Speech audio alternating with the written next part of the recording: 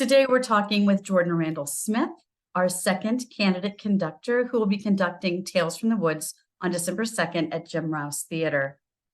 Jordan, thank you so much for being here with us today and for working with the orchestra over the last few weeks and preparing this program. We're so happy to have you with us. Marta, it's great to be with you.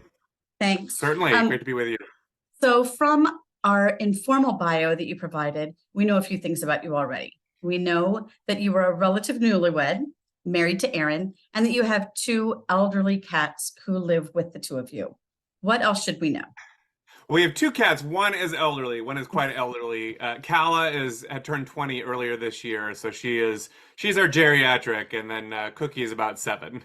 And it's very funny because Cookie thinks Kala is her best friend.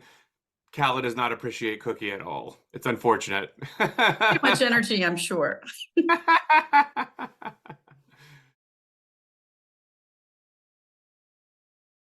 What else? Anything else that we should know?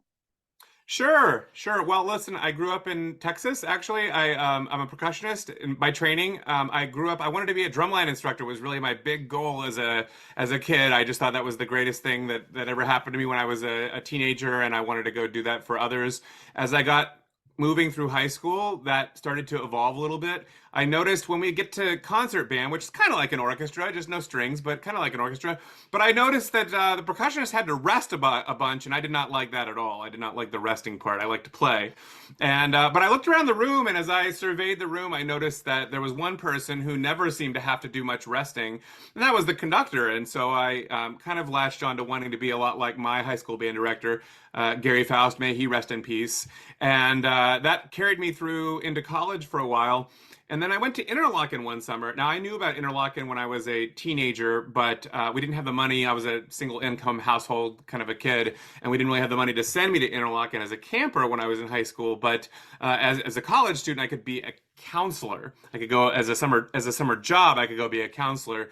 And the moment I heard the orchestra, the top orchestra at Interlochen, I thought, okay, that's it. This is what I have to do. I have to be around the orchestra. I didn't even know what format that was going to take. If I was just going to be, maybe sweeping the floors after a concert or something, whatever it might be, that's what I needed to be doing, is being around the orchestra any way I could. And that's pretty much been my journey ever since. That eventually led me to the Peabody Conservatory, where I got to study with Gustav Meyer for a time. May he also rest in peace, my dear teacher. And then I was freelancing around Baltimore for a number of years, lived in Baltimore. Eventually ended up at Susquehanna University, where I taught for 3 years. It was one of those situations where I got the job in 2019, and we all know how 2019 went as a season or as a semester or whatever it might be. And 1 year became 3 years as time went on. And after that, I realized I really needed to go back to school. So I spent some time back at the Peabody Conservatory, where at this point I was very fortunate that my dear teacher, Maren Alsop, would take me in. So I spent some time studying with her as well. And meanwhile, staying active and guest conducting and teaching and all of those things. So that's a little bit about my background, but I think you've kind of already foregrounded what I find to be the most interesting thing that I could say about myself right now, is that it's really excited to be part of a family unit here with my dear wife Erin and our two cats. That's a little bit about me. Jordan, we know that every performance relies on a lot of people to run smoothly, from the floor sweeper, as you would have been willing to be, to the production assistant, to the box office manager, and of course, the instrumentalist. The conductor holds that all together. What do you think your role is as the conductor? Well, it's a great question, and I think you've kind of, in a way, answered it, because I don't think it's one role. I think there's several hats that you need to be prepared to wear. I think you need to be prepared for rehearsal, and that means understanding how the score works, how all the parts fit together, how each individual detail relates back to the whole, and that you have some kind of vision, because you want to be able to provide the energy that the musicians can tap into to kind of drive. I tell the musicians, you have to actually look at the audience. I don't have to look at them. I get to look at you, and I'm used to looking at you. I see you every week. It's great, but you have to look at the musicians, at the audience, and inspire them both with your playing, of course, and the sounds that you make, but also with the way in which you convey all of that. And I think a conductor has a double responsibility, both to the musicians and to the audience by way of the musicians, so that it really has to be double whatever you're expecting the musicians to be able to do. So you have that energy that's required, and then that's all musical related, and we could talk more about some of those things. But then there's the direct relationship that you want to be able to have with audiences. One of the things that inspires me most about my colleagues and mentors that have done so much in the musical world is I find that they are not above the most basic, I would almost call it like retail politics, just door to door, handing out flyers, or whether it be, talking with one individual attendee who's been coming for 40 years, and, whatever it might be. I remember there was this sweet man who was, I think, maybe underhoused, might be a way of describing him, that was around in Baltimore. And he would come to lots of different concerts around the kind of Peabody area, not even just at the conservatory, but other churches and places nearby that would host concerts. And he would give out these beautiful, and I still have one of them. I still use it. These little flashlights. It was almost like a Christmas gift type of flashlight with one battery inside and a little click on the back. One of those LED flashlights. But he just loved coming to anybody's concerts, and that's just inspiring to me. And so you want to be finding people like this gentleman, and like the people out there that I see as myself. I didn't grow up in a particularly well-off community. People who know Dallas geography would look at where I grew up and go, okay, that's not the side of town that you want to brag about that you came from. And so I know for me, music changes lives, and so I seek to tap into that for other people and help people find a way to connect to the music that we make, whether it be at the Columbia Orchestra or anywhere I get to go. I think that's really important as well. And then, of course, you're also trying to connect with the members of the staff and the volunteers, and you have kind of a structural role as well when you're choosing the music in the first place, figuring out what kind of music would make sense for this orchestra, for this specific date, on this specific year, at this particular venue. What kind of sounds can we make, and what can really make the audience have an uplifting experience? Because I really think that music changes lives, and the music that you choose really plays into how you're going to be able to affect people.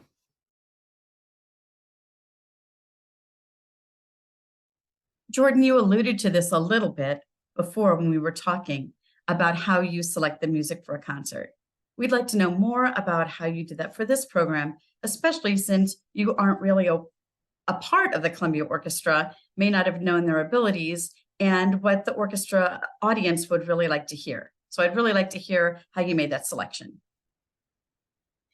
Sure. Well, first of all, I have to say I may not have conducted the orchestra before, but the reputation of the orchestra precedes itself, and there's been so many great opportunities to learn about the excellent work that's been happening at Columbia Orchestra for many years. Really, the diversity of the repertoire, the recordings, all of the many kind of components that have been kind of I'd say staples at this point, really.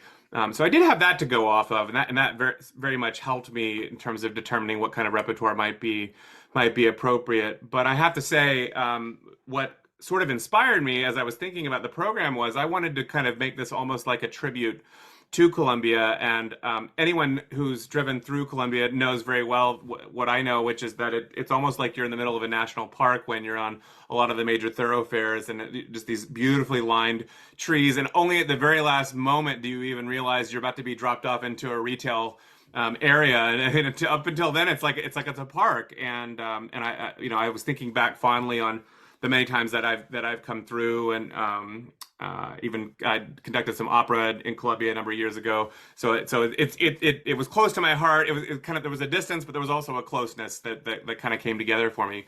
But with that kind of wooded spirit in mind, that's where I started thinking about how could we somehow have a connection to nature. And some pieces came to mind. One of which is Florence Price's "The Oak." Now, this is not a super well-known tone poem, although I think it's going to become more well known in the coming years as some very fine recordings are starting to come out of a lot of her symphonic repertoire. Of course, a lot of it was lost for many years and was only more recently discovered in a box in an old cabin in St. Anne, Illinois, which apparently used to be one of her wooded retreats that she would use to write a lot of her music, but it was a lot of it was lost. Anyway, The Oak has a number of bird songs and moments of wind and lightning and thunder and the rain all coming crashing down, and it ends, I think, a little bit more on an optimistic note, but after quite a bit of tragedy that precedes that. So I think it'll take the audience on quite an exciting journey. But the bird songs really captivated me, I'll say, and that made me start to think about other music that might be of a similar vein. And Dvorak and Price have been paired in a number of different concerts by a number of different orchestras across the country. But I wanted to find a pairing that I hadn't seen done before, but that I thought might be effective. And here we have Dvorak's Symphony Number 8. Now, people know the New World Symphony. I think a lot of people have heard of New World Symphony and don't know who Dvorak is, even though he wrote it, right? So, but this is the symphony that precedes his New World Symphony, what's called now the Symphony Number 9.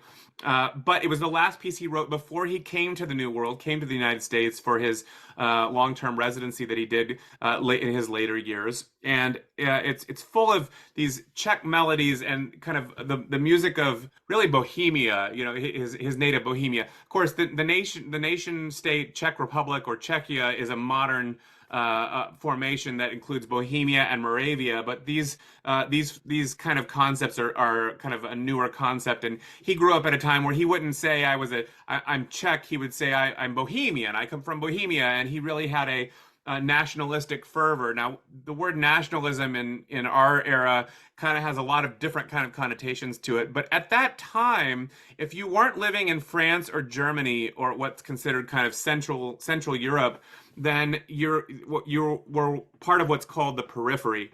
And Dvorak saw himself as a member of the periphery, but one of the first-rate composers. Brahms was just over the moon about this guy Dvorak, just this great composer. And so you see all these great references to Bohemia. In fact, he wrote this symphony while he was on retreat in his cabin in Bohemia. So there, that tie-in with Price. So the two pieces again feature bird songs and the sounds of nature.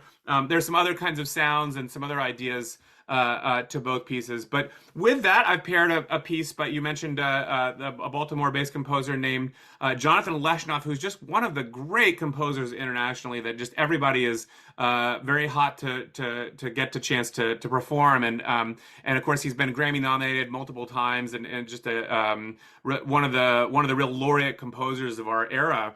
And so it's really thrilling to have him. And Jonathan is planning to attend the concert too. So I hope anybody who's listening will stop by and tell Jonathan what you think of his terrific. It's called a double concerto. That means it features two different soloists, a bassoonist and a clarinetist. So it's called his double concerto for clarinet, bassoon, and orchestra. And I'm really thrilled that we're going to have my good friends Mateen Milan, who plays bassoon, and Melissa Johnson-Lander, who herself is a longtime Howard County resident. So it just kind of amazing that it worked out that way, because part of my ethos is really celebrating local talent and really the rich treasures of the place that you're from, and having that kind of civic pride. And so it's really exciting to have one of the real jewels, I think, of Howard County getting to solo with the orchestra along with Mateen, both of whom I've worked with for a number of years with my chamber orchestra, Symphony Number 1. And we haven't made music together now in a number of years thanks to COVID. It's been a long time since we've gotten to perform together. So we joked when we rehearsed together for this concerto that we were getting the band back together again for the first time after a number of years. So we have that, and then we're opening with Shostakovich's Festive Overture, which, not to give it short shrift, but to wrap up, it's just one of the great concert openers. Features brass fanfares that eventually the the champagne gets cracked open, and it's a big, almost like a birthday celebration, and has these rousing, fast-paced tempos, and then you kind of get these more lyrical melodies with the French horns and the cellos, and I think it's just going to be a way to get started with a party. It's going to be great. I've had the opportunity to hear some of the rehearsals, and I think it's going to be very exciting. I'm looking forward to it. I think people are going to love it.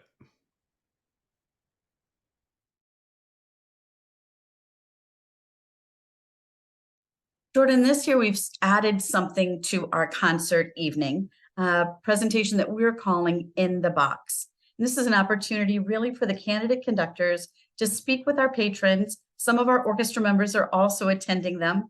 Before the concert, it actually begins at 6:30 in the small theater off the lobby in the Rouse Big Theater. What are you going to share with us at this concert In the Box? Well, you're just going to have to show up and find out. I'm kidding, of course. No, I'm partially kidding because I'm not going to give away all of it right now. I'm going to ask people to attend and find out more. But I'll give you a little preview. I'll start by saying that the price is not. I mentioned before that it's not super well known. This is Florence Price's The Oak. Now, one thing I left out is that she is the first African-American woman composer to have her music performed by a major American orchestra. And we'll talk a little bit about kind of how 2023 is a good year to perform this music because the score dates the creation of this piece to 1943. Of course, that makes this an anniversary year for the piece. Price died in 53, 10 years later, and she had her music performed by a major American orchestra in 1933. So you have all these increments of 10 that all line up with this year, 2023. It goes further than that, though, because in 1933, she had her music performed by the Chicago Symphony Orchestra at the Chicago World's Fair that year in 1933. Dvorak had his music performed at the Chicago World's Fair in 1893. So a full 40 years earlier. And of course, that's 130 years ago this year. So again, we have all these anniversary years that kind of line up across both pieces. So they're linked in a lot of different ways. But I'll just focus a little bit more on the price for just a second to say that that it's not altogether clear what her intentions. She did not leave an explicit program. That means that she didn't leave a description that tells you what she meant the piece to be about. And it's called a symphonic poem, which means that it's intended to have some kind of more direct connection to this sound is supposed to mean this thing. And I think audience members will hear the lightning and the thunder and the rain that I talked about earlier. There's these turbulent moments that kind of give that just general impression without too much work on the part of the audience to go, oh, I think that's what's going on. And when you hear the bird songs and the flutes and the clarinets, you go, that sounds like birds almost. There's not a lot of work required there to do that much. But I think the story goes a little deeper, and I've talked a little bit with the orchestra about it, but I'm going to talk even more in the black box about where I think this is all going. This is actually not the only piece she ever wrote with a very programmatic, naturalistic title. She has pieces about clouds and other things. It's actually not the only piece that she wrote about the oak. She has another completely different piece of music called Songs of the Oak, which we're not performing, but it shows just how important this concept of the oak is. And of course, we know as Marylanders, this is the state tree is the white oak. And of course, we all know the great white oak, may it rest in peace, was the biggest oak tree in North America. So it's a great piece that kind of fits locally in a lot of ways, but there's an interesting puzzle. So I have a few more things to say about that and some poetry that was very important to Price that I think gives some really important clues about what it means. But I think it'll be a meaningful story for anyone who attends to hear about. The other thing is that Jonathan's planning to stop by and maybe make a guest appearance at the Black Box. So we're looking forward to hearing a little bit more about his piece directly from the composer's mouth. So those are two really nice treats that I think people will be looking forward to learning a little bit more about. Great. Even better reasons to stop in the box before the concert starts. That's right. Forget everything else I just said. Just go with Jonathan Leshnoff's going to be there. That's the main reason you want to be there.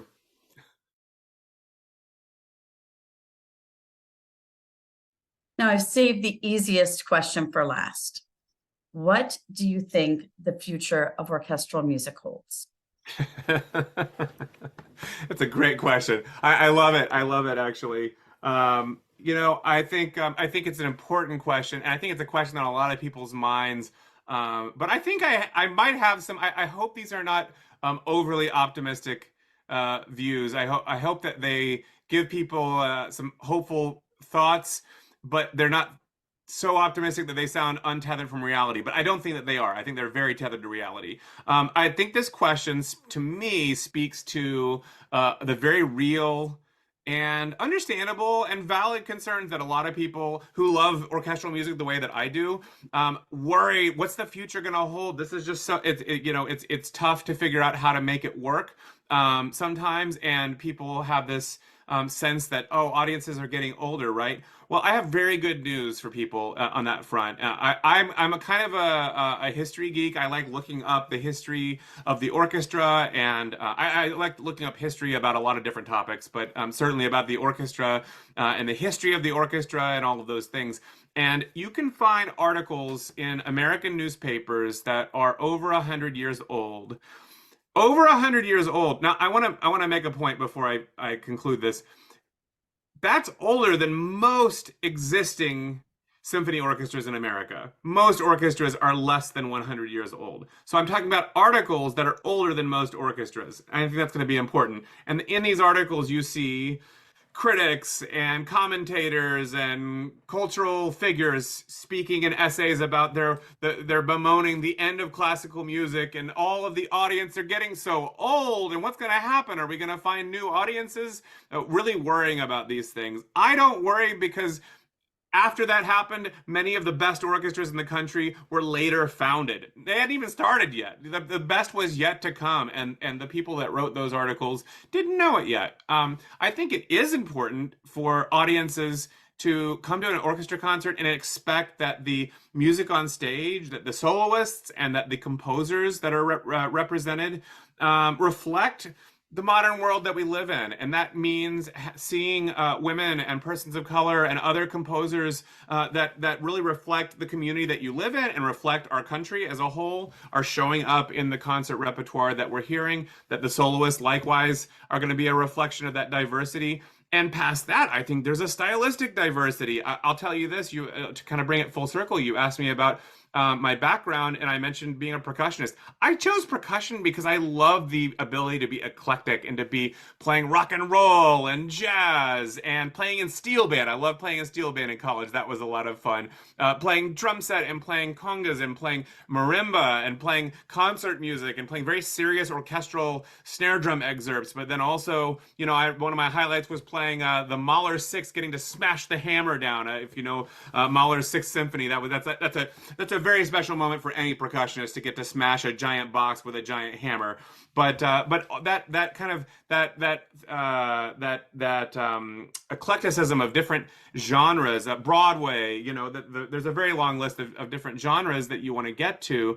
And I think when you think about programming and making sure that all of those different groups are finding something that they want to see, then you're going to find that people want to come out to what you're doing. And if you can give them a great experience, if you can not talk down to them, if you can be excited about people who are intelligent and curious, but maybe don't know classical music very well, but they read books and they read articles, and they're interested in what they're interested in, literature or the arts, or I have to say, I think even Instagram, I think people are so creative with what they put online. They'll go to such great lengths to get this perfect artistic shot. I mean, that's photography. So I don't look down on any of those things. I think that's just human expression in all its different forms. And so I don't worry at all. I think there's a very bright future for classical music. That's my short answer. I think there's a bright future ahead.